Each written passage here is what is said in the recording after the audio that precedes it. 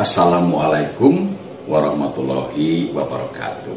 Sampurasun. Para wargi sadaya nu bikadeudeung mika memet kana dongeng Sunda. Sate acan neraskeun hanca dongeng Sunda ieu wakumis baris ngemutan ieu supados teka kantun dina setiap episodena dina carios anu diposting mangga di subscribe channelnya oge ulah hilap diklik eta tombolna tah dikliknya tombolna sareng gambar lonceng nu aya di gedengeunana wakumis ngahaturkeun mangrebu-rebu nuhun laksa ketika bingaan kana perhatosanana. Wassalamualaikum warahmatullahi wabarakatuh. Culu tekop ningal nu heran. Eta mah ti payun. Ayeuna mah akang teh geus dewasa, geus meunangkeun, geus ngengingkeun anu geulis rancunit.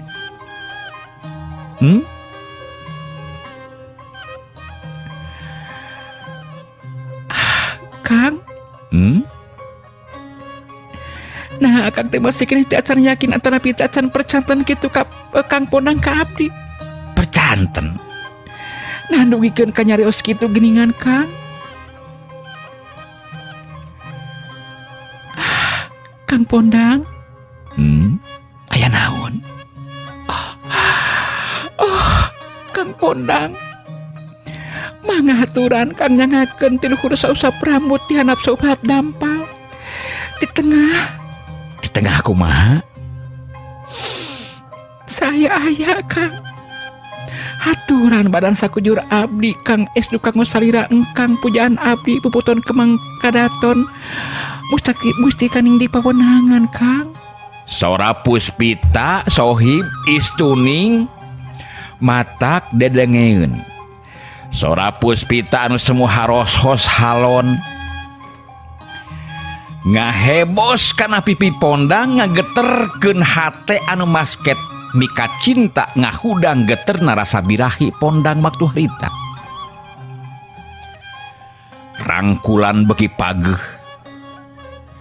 Taya suara anu kadenge di luar anjing babaung terus marapaung beki motah teureun-eureun. Sorana ngelewung panjang bangun anu mere ciciren ayana setan anu kumalayang anu marakayangan. Ciciren aya setan anu keur marakayangan. Kang Pondang. Aya naon geulis? Iya abdi Kang. Engal atuh Kang. Sora halon jeung haros-hos Puspita kadenge deui. Ari Pondang neuteup satengah peureum ngarasakeun geterna kaendahan mangsa ngarungrum anu geulis. Tapi Pondang rada kerung dua halisna. Meh tepung waktu ningali sorot panon Puspita ngadadak jadi buringas. Sarta tembong sikepna jadi garang bangun anu teu sabar hayang ngakulung badan anu jadi salaki kurang-kurang anu leuwih pageuh. Karasa dampaleungeun Puspita duanana nyekel kana beuheungna Pondang waktu harita. Geulis. Kunaon? Kunaon meuni buringas kitu eta paneuteub. Nyimas kunaon? Pondang gugup rada sieun ningali paneuteub nu geulis anu ngadadak robah. Seor. Angin di luar beki tarik. Geblak. Jandela kamar ngadadak buka siga dibukakeun ti luar. Heu. Angin tarik nebak ka jero kamar panganten. Ari Puspita seuri nyerengeh katingali sareretan ku Pondang huntu anu geulis anu tadi na semu beres lir mutiara ayeuna mah semu anu sareukeut siga sihung letah katingali semu ngelel jeung lutak-letak teu beda ti letah anjing anu hayang barang dahar. Nyimas. Kunaon ieu teh kunaon jadi kieu Nyimas. Kunaon ieu lepaskeun Kang. Lepaskeun. Lepaskeun Nyimas tong dicekek.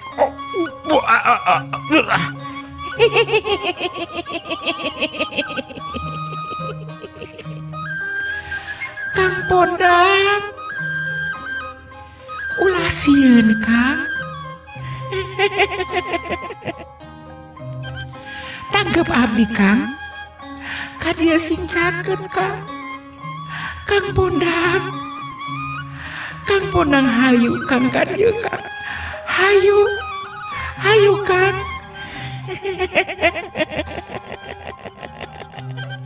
Napas Puspita semu anu panas ngaredab kana awak Pondang. Ari Pondang barontak hayang leupas tina ceklan jeung cekekan Puspita anu jadi pikasieun. Tapi tanaga Puspita siga anu nyedot kakuatanana. Karasa aya nu nancelep kana lebah beheungna Pondang dibarengan jeung nyemprotna getih baseuhan badanna Pondang.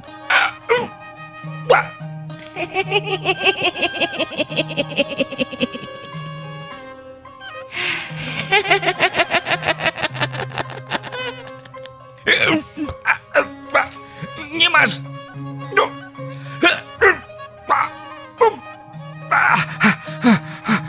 Kunaon?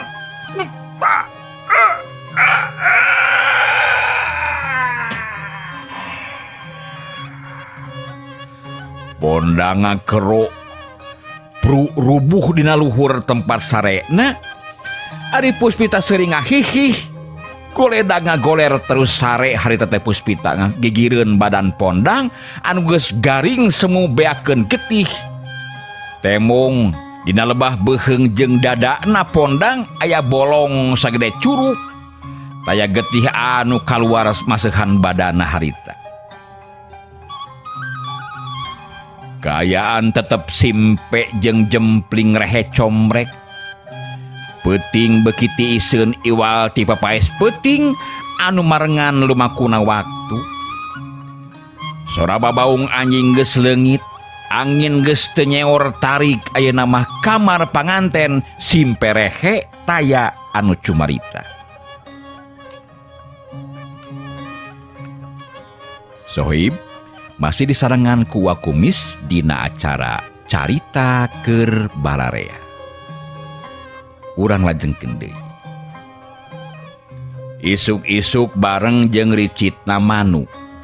Mangsa surya medal ti belah wetan lembur bungbulang jadi ibure tagiwur.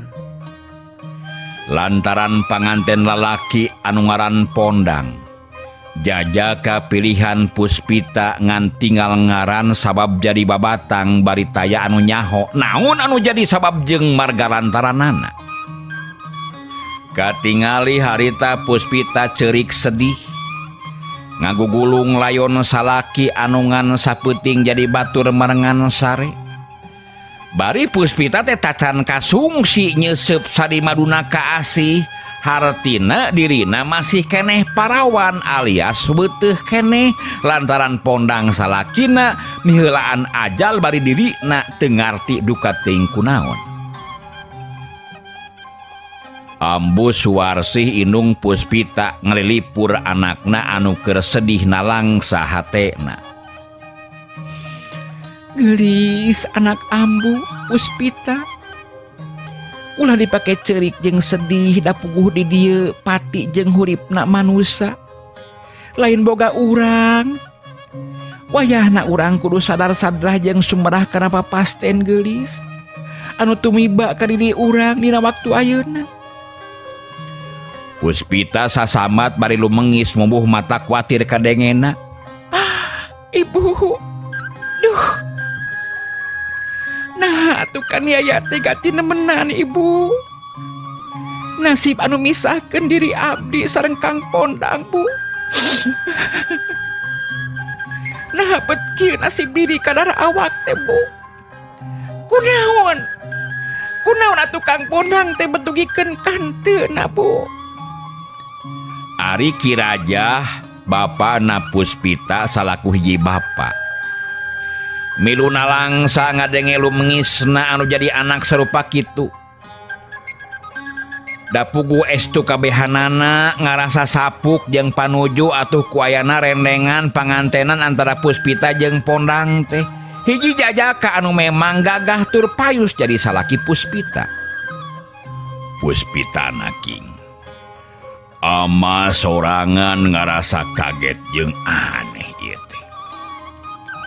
Sabab peuting tadi teh apanan sakitu jempling nah.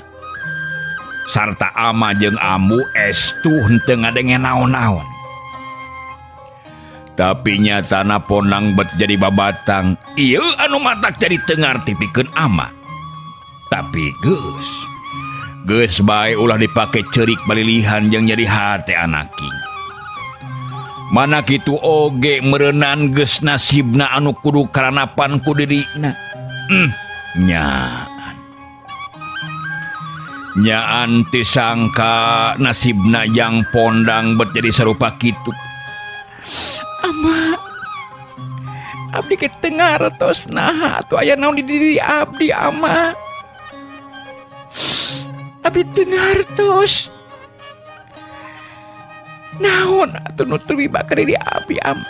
Nya eta meures geus kadarna kudu kitu nya. Nyai.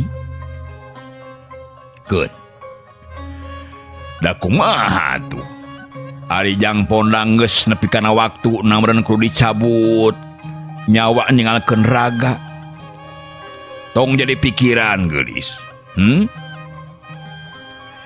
Kiraja humaneuar manehna oge bangun anu pinuh ku rasa kahanyeluan atuh. Jeung banget ku teu ngarti aya naon di diri Puspita waktu harita.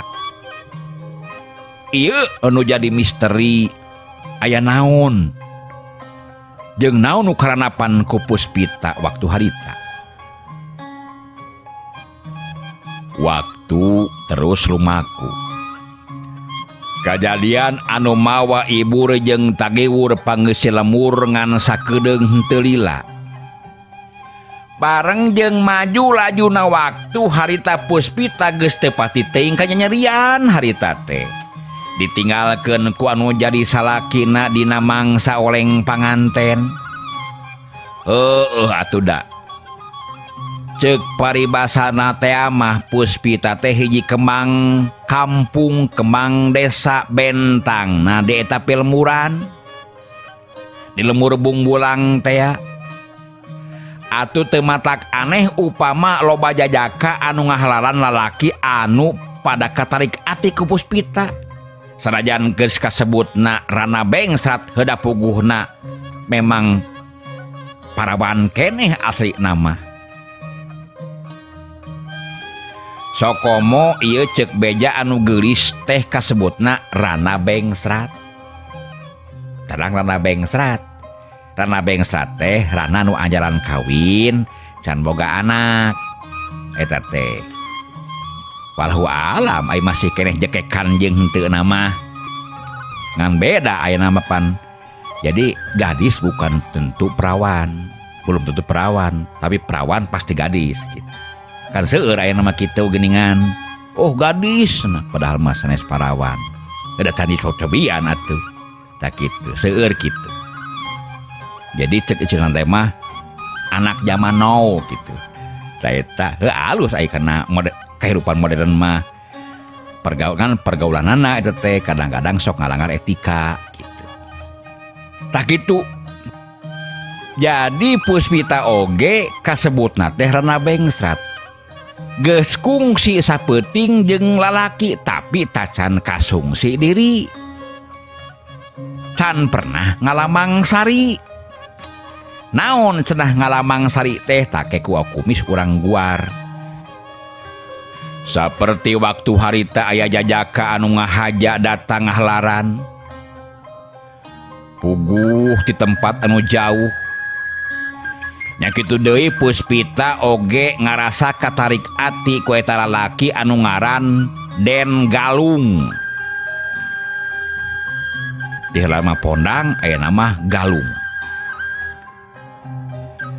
lantaran Den Galung mah kaayaanana bet henteu beda jeung pondang anu jadi salakina ti heula. Ceuk pikir Puspita teh. Galung kawirang jajaka anu wanter jeung sonagar. Nyarita oge capetang. Harita langsung negrakeun eusi hate jeung pamaksudanana ka Puspita jeung indung bapana.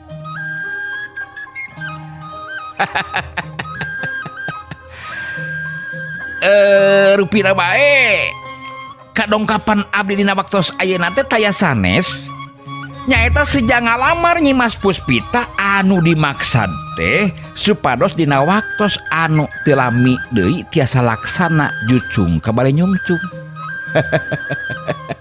Kitu rupina pamaksadan simkuring pangnaremen dongkap ka dieu teh. Ari Kiraja jeung Ambuh Suwarsih indung bapana Puspita silih teuteub. Aya bungah aya sumelang sok sieun kajadian anu geus-geus saperti anu tumibak ka pondang bakal karanapan deui ku Den Galung. Ambuh Suwarsih gancang ngawalon paroman Marahmai jeung Somea. Kasep, ari ibu mangahaturkeun nuhun karana rupi kasauran nembe. Anu kahartos pisan kalayan tangtos ditampi ku astakali ku ambu kalih mamana di dieu. Namung aya nama orang taros bae ka jenisna langsung nyata ye pun anaknya ta Puspita. Gelis. Aya naon ibu? Kumaha Puspita ditampi ta panglamar ti Den Galung teh atanapi moal anu sejadi mileureungkeun ka hidep nembe. Kumaha geulis? Ambu hoyong terang ieu teh atuh. Ambuh Suwarsih neuteup antep ka Puspita bari nanya anu jadi anakna. Sedengkeun Puspita anu tungkul teh harita cengkat lalaunan neuteup antep ka Den Galung paneuteup-na anu seukeut mubuh tembus kana jantung Den Galung harita. Teu teh panu geulis teh ya atuh. Karek neuteup oge geus wah. Matak molohok Kang Yan mah. Komo nu ngadongengna mah. Mun ningali anu rancunit kitu nya nu galing muntang geuningan. Cek paribasa teh mah isti nu geulis rancunit. Mun dipapanekeun mah geuningan ari rambut panjang nu ngarumay bari galing muntang. Taar teh jaman terangan halis ngajaler paeh irung kuwung-kuwungan pipi katumulilian. Ngan urusan kahanap bet sukuna jebrag rombeheun. Eta pengalaman ulah baheula. Anas ku urang teh di deukeutan di datangan. Ai teun teh geuningan. Bitisna buluan si horeng teh geuningan lalaki lain awe lain. Tah kajadian teh cek Kang Jayan teh mah. Tah palebah-lebah beheung jeung dada Den Galung paneuteub Puspita eureun rada lila. Aya geteran aneh anu mengaruhan batin Puspita waktu harita. Sarta kadenge harita aya sora anu nyusup kana batinna Puspita.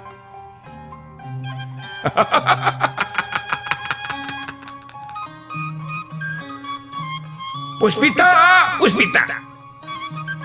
tarima panglamarna Puspita. Tarima ulah nepikeun ka ditolak. Sangkan anjeun lugina jeung sugema. Tarima panglamarna Puspita. Kitu eta geteran eta sora anu karasa ku batina Puspita. Ari Kiraja neuteup antep kalau jadi anakna anu masih keneh cicing tacan cumarita. Panasaran Kiraja teh terus nalek deui ka anakna. Ai. Kalaka ngahulang ieu teh. Kumaha Puspita? Ditampa panglamarna Den Galung teh atawa moal ieu teh. Lain hulang jentul kitu atuh. Hah? kumaha geulis anaking? Puspita rada ngarenjag semu anu kagebah bari terus ngajawab lalaunan. Ngaturkeun nuhun kana perhatosan kali kasayan salila Kang Galung. Anu saja mileuleungkeun diri abdi anu laib. Estu anu taya ajen sapeser paripaosna Kang. Atuh nya tong arapa eueup sok tarima buru-buru kumaha ieu teh? Da kudu pugu ka cinekeunana atuh. Hah? Ditarima atau moal panglamar Den Galung? Upami naon? Nun upami memang leres sejak mikanya abdi kadedeh sapinuhna ka diri abdi Kang. Kumaha? Kumaha neng? Mangga abdi bari nampi kana panglamar salila Kang Galung. Galung hegar marah mae paromana nanakeun suka bunga anu taya hinggana lantaran maksud hate hayang metik malati eta lemur nyatana bisa ditengah tinekanan kitu bayangan Den Galung harita. Kabayang istri rancunit anu geulis pinuh mamanis oge kembangna eta di bungbulang bisa kapetik kumanehanana. Teu mikirkeun kumaha kahareupna. Aduh. Hatur nuhun pami kitu mah Nyimas. Tangtos enjing pageto. Kolot-kolot akang bakal dongkap di ka dieu. Mari kieu rasiahna mah Neng. Akang tetos ngalamar ka urang Cikajang dimenangkeun ku urang Tarogong.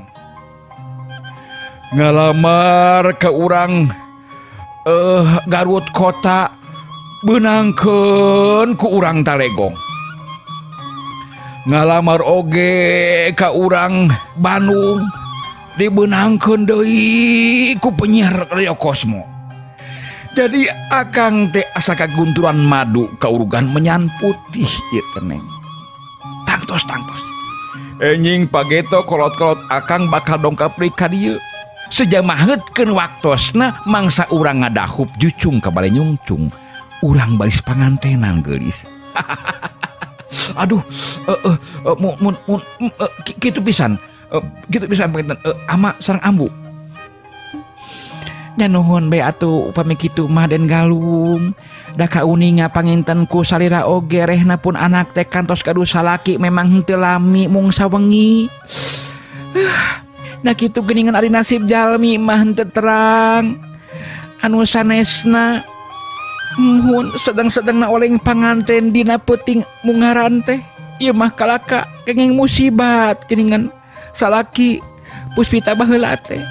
Galung nyarenge seuri da puguh memang geus nyaho kana eta hal teh.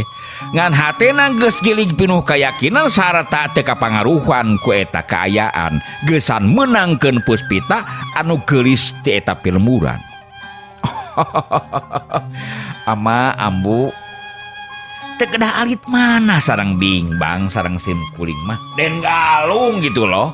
Den Galung ieu teh. Ari margi abdi memang tos terang ngeunaan hal eta mah. Babiraos mutar memang tos nasib we panginten eta mah kedah kitu tasun. Loba deui obrolan sejenna anu ngantebkeun tali katineung antara Den Galung jeung Puspita katut inung bapana. Malah manar beki pada pageh dina ngantengkeun rasa kadeudeuh.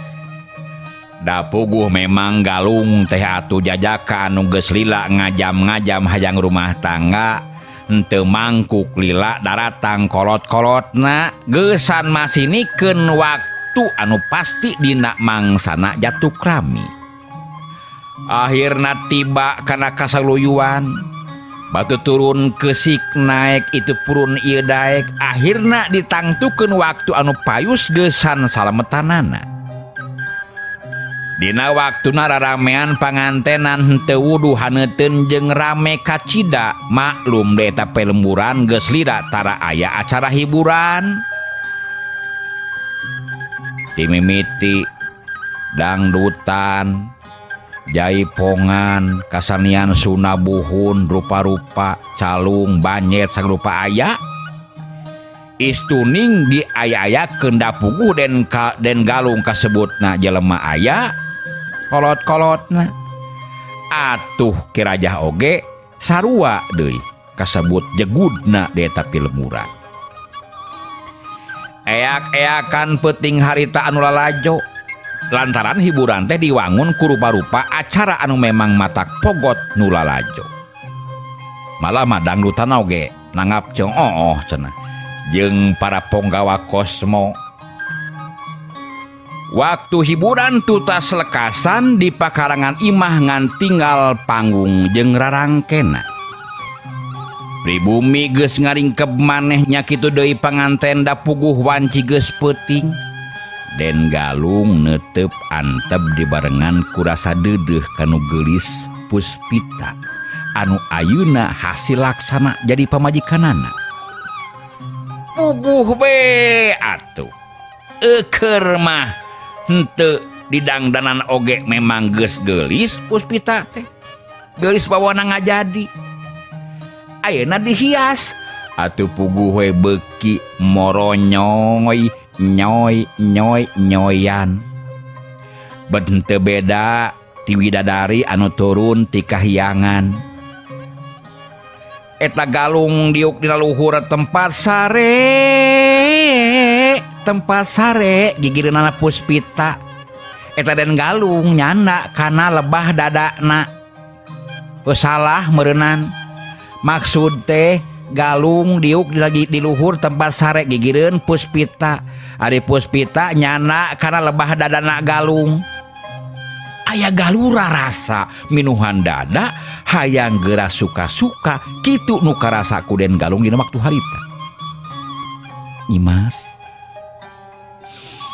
kah aya naon Kang Galung?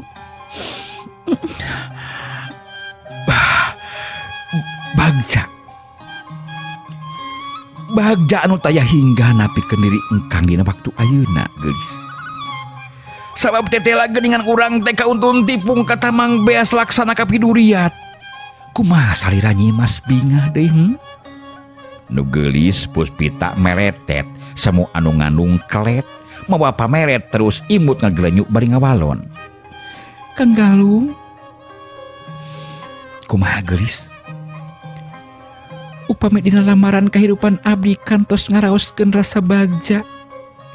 Nya dinten ieu wengi ieu pisan gembleng sareng kumpit eta rasa ka bagja teh Kang.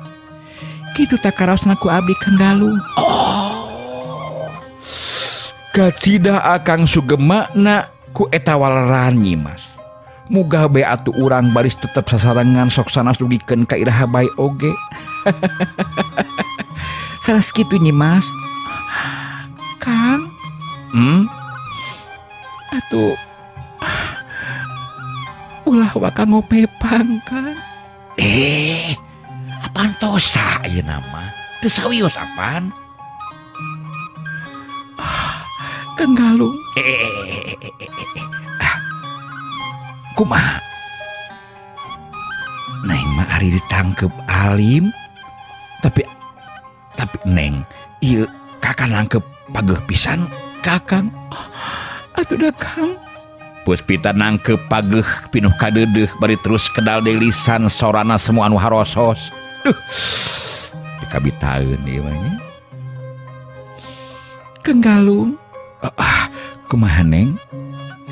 Urang wengi ieu sasarengannya. Duh, kalintang bagjana upami teh mah dina mangsa anu bakal datang bakal kieu sapapanyangna Kang tetep geget sareng dedeuh.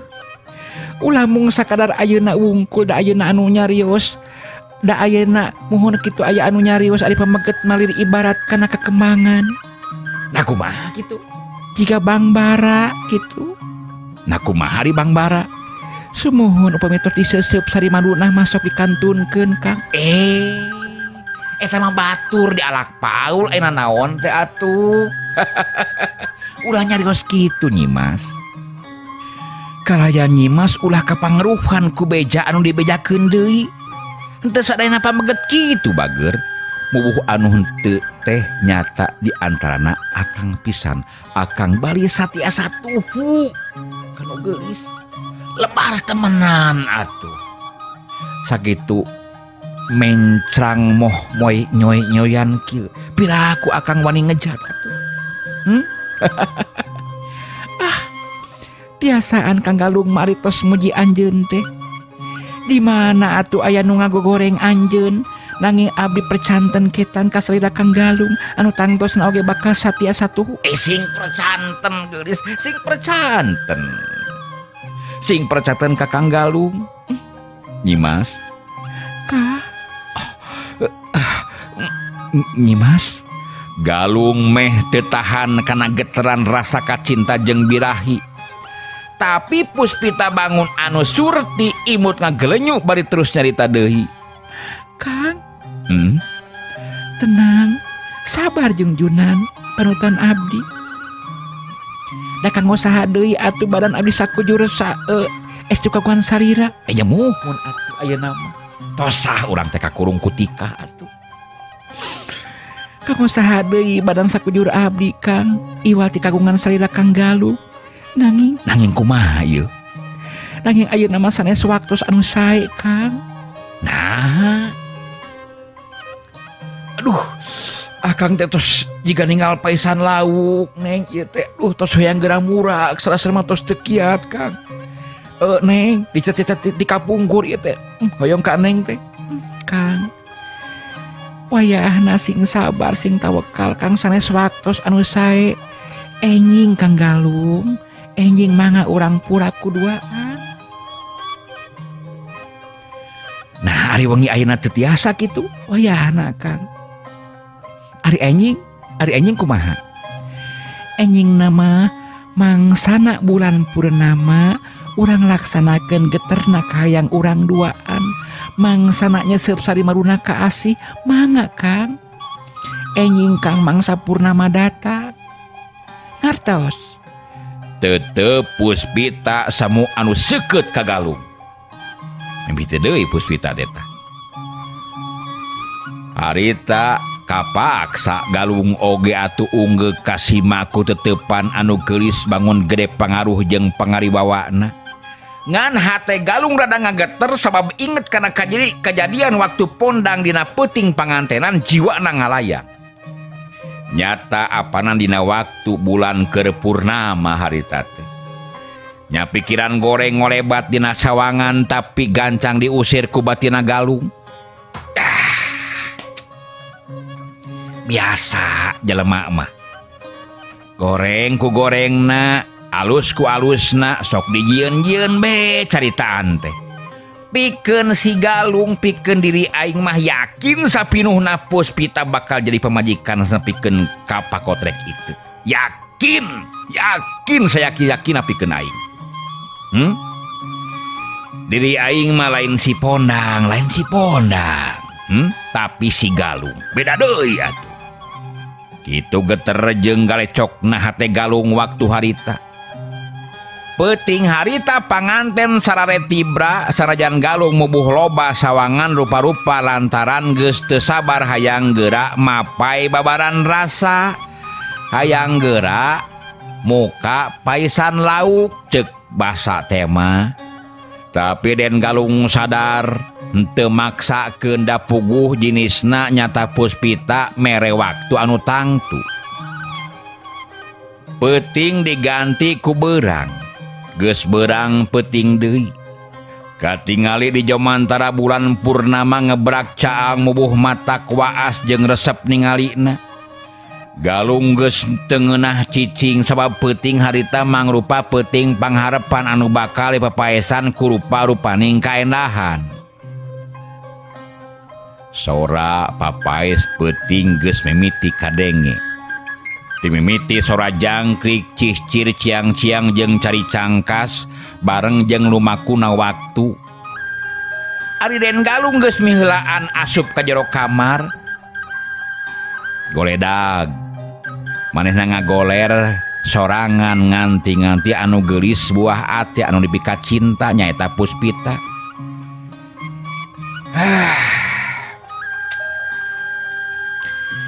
Teu sangka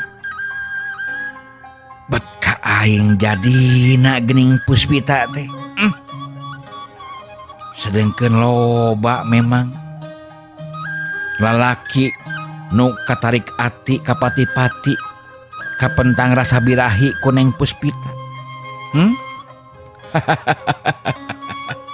Memang loba lalaki anu ka pati-pati jajaka anu ngalang-alangan, tapi diri aing anu geus hasil tinggal sakotrekeun deui muka tutungkusan anu geus heubeul teu dipanggih.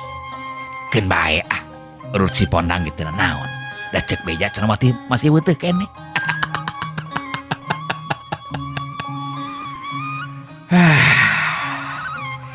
Diri aing anu geus hasil meruhkeun hate Puspita.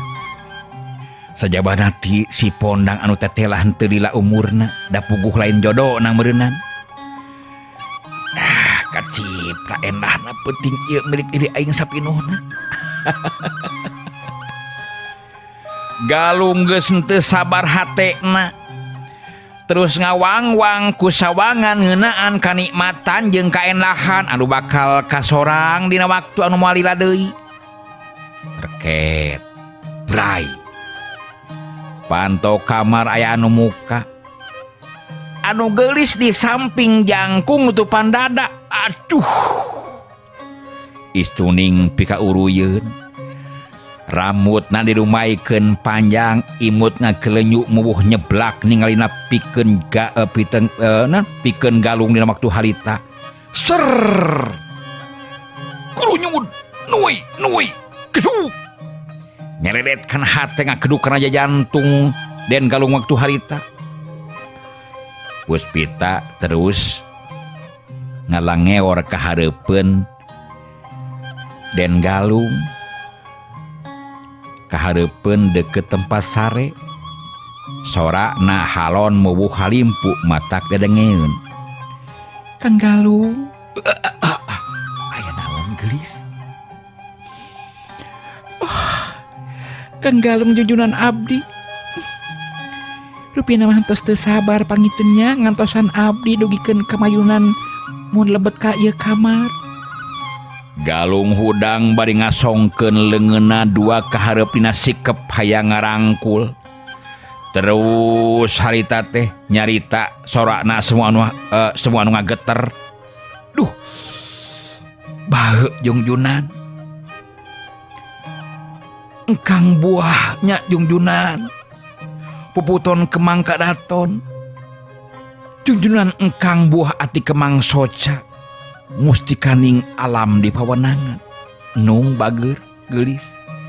Nah lami-lami teuing atuh engkang munguh kesel ngantosan salira nyimas bet meni asa lami pisan asa nyeri beuheung sosongeteun ieu teh akang ngantosan.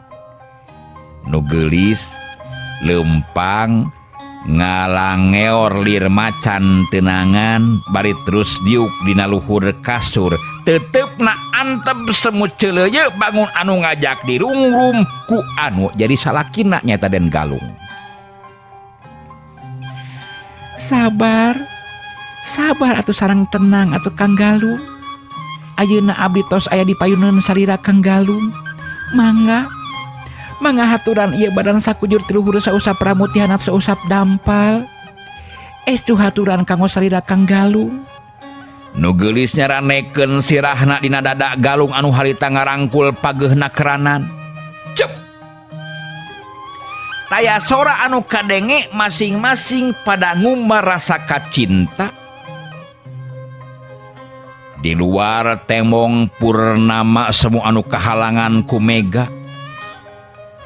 Hawar-hawar kadenge sora anjing nu babaung mubuh ngelewung panjang lir anu aya aweuhan. Seor angin nebak cukup tarik beuki lila beuki tarik.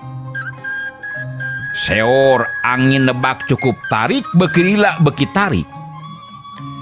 Dang daunan pada rabeng ragragan hawa beki tiris nuker oleng panganten beki motah bareng jeung geteran napas sewang-sewangan. Galung rada ngiseg tina diukna ka tukang. Aya nu robah dina paroman anu geulis Puspita katingali tina sorot panon semu anu rada aneh. Leungeun nu geulis masih keneh nyekel beuheung Galung bari napas Puspita reng hapranjung.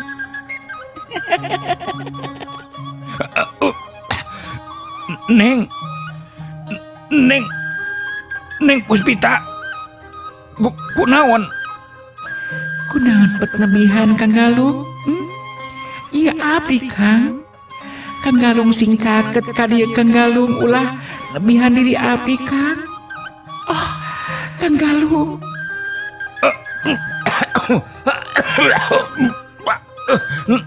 Teu Nyimas. Eta kunaon paneuteub salira Nyimas janten. Tina naon Kang Galung. Hayu atuh Kang hayu. Hayu sing caket Kang ka abdi Kang.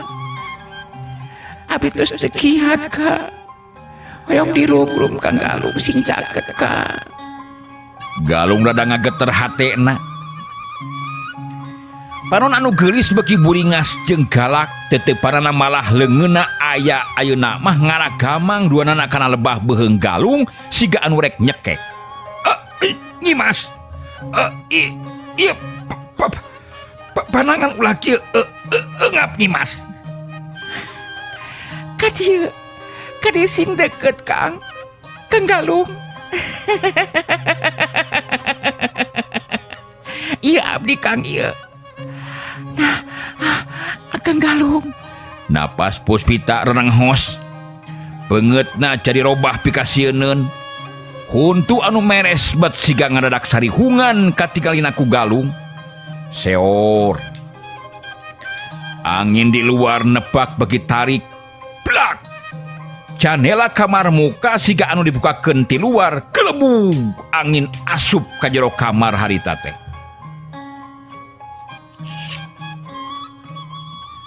Galung sapapias karasana. Geteran kasieun beki kuat.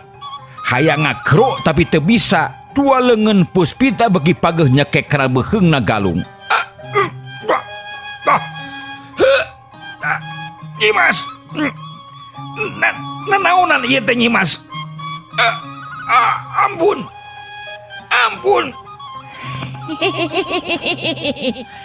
Seger.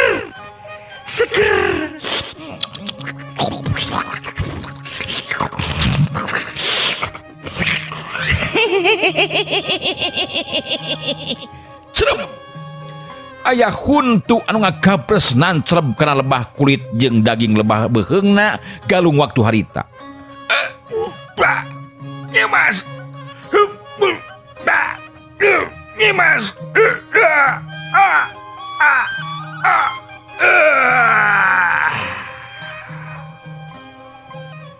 Ngan sakitu sora anu kaluar tina bibir Galung, saterusna alam ngadadak poek, awakna leuleuh sarta teu ningali deui naon-naon. Peuting beki jempling. Mega anu ngahalangan bulan geus nyingrai bulan purnama beki caang. Sora anjing babaung geus leungit. Angin anu nyeor tarik eureun malah jendela kamar Puspita geus nutup deui cara biasana. Peuting beki jempling. Mega anu ngahalangan bulan geus nyingrai bulan purnama beki caang. Sora anjing babaung geus leungit. Angin anu nyeor tarik eureun sapada harita malah jendela kamar Puspita geus nutup deui cara biasa. Puspita tembong bangun anu semut tibra sarena ayeuna mah. Gigireunana rubuh badan Den Galung anu pias siga kertas bangun anu beak getihna ngabebengkang dina kaayaan taya nyawaan. Eleuh sohib hanya kalpisan waktosnanya parantos tanya kapan deui. Atuh insyaallah sanes waktos wakumis baris mang dongengkeun deui. Sakitu nu kapihatur wilujeng kantun. Mios. Wassalam.